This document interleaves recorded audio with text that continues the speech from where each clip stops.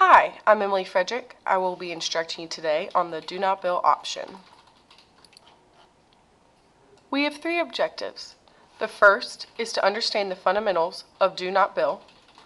The second is to review the correct Do Not Bill registration process.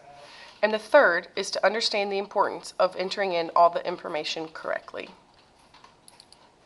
So let's review.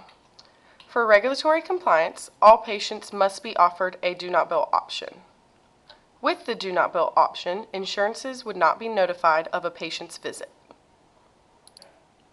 Once the patient requests the Do Not Bill option, Corporate Compliance Office will notify the patient if they will honor the request within 5 business days. The patient then has 15 days after discharge to pay their bill.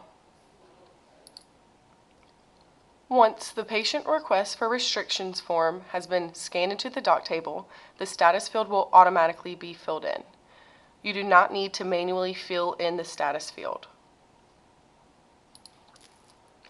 Once both forms have been completed, be sure that they are both scanned into the doc table. Look closely. The order of the documents in the doc table has changed. Be sure you are entering the correct documents into the correct field. So what? When the Do Not Bill restriction request is entered into the doc table, the Corporate Compliance Office will be automatically notified. Corporate Compliance will not know if this is a mistake when the registrar enters yes for the Do Not Bill restriction request.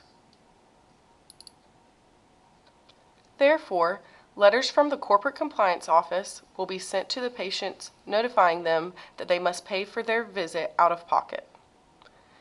This patient will be upset that they are responsible for paying for the full bill because we did not bill their insurance. A false Do Not Bill delays the billing process.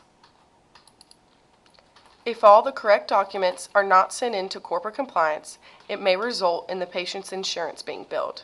This is violating the patient's right and may cause serious concerns. In conclusion, be sure you are entering the information into the correct field. Remember that the D&B restriction requested field is not for manual entry. The status field will be automatically filled in if a document is scanned into the doc table. The Do Not Bill process is very time sensitive, so please keep that in mind. A Do Not Bill request will have 2 forms noting the patient's request: the BA consent form and the patient request for restrictions. There are several consequences concerning the patient's rights and patient dissatisfaction if this process is not completed correctly. Thank you for listening, and remember to take our short quiz. Thanks, bye.